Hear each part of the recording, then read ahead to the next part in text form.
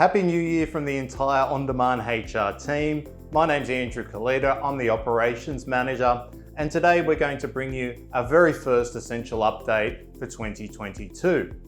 As you will no doubt be aware, the transition to living with COVID has brought with it a significant increase in the number of positive cases.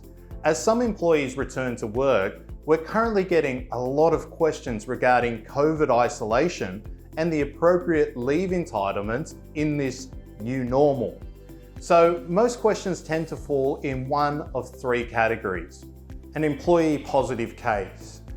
At the time of recording this video, if an employee returns a positive COVID test, they are required to self-isolate for 7 days, and they can then return to normal duties, providing they're no longer symptomatic.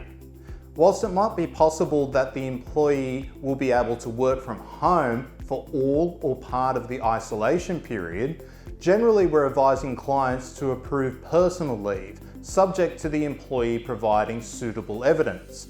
In most cases, suitable evidence will be either a positive PCR test or the provision of a medical certificate. Many employees are currently on annual leave. However, if they happen to become sick during their annual leave, they are entitled to change this to personal leave. An employee that's required to self-isolate, otherwise known as a close contact.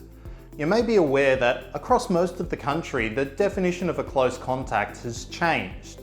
In general, an employee will only be considered a close contact if a member of their immediate household is a confirmed case, and therefore they will be required to self-isolate for 7 days.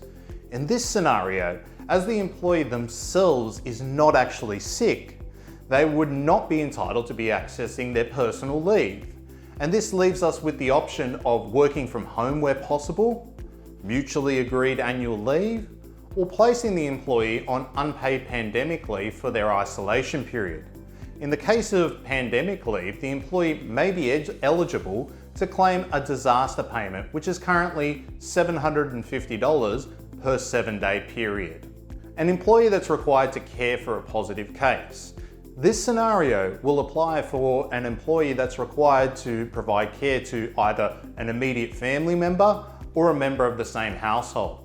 This scenario is quite challenging because it's often that the employee will be unable to clearly demonstrate or prove that they're providing care and support, and as such, each situation should be looked at on its merits.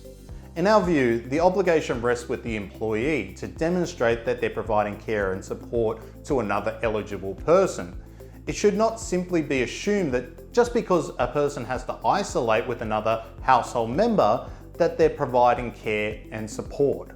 We would also take the view that simply delivering food and supplies to another family member who doesn't live with them would not be a sufficient reason, as this of course can be undertaken outside of business hours. So if you require any advice regarding COVID-19 and leave, please don't hesitate to reach out to us by visiting our website at ondemandhr.com.au.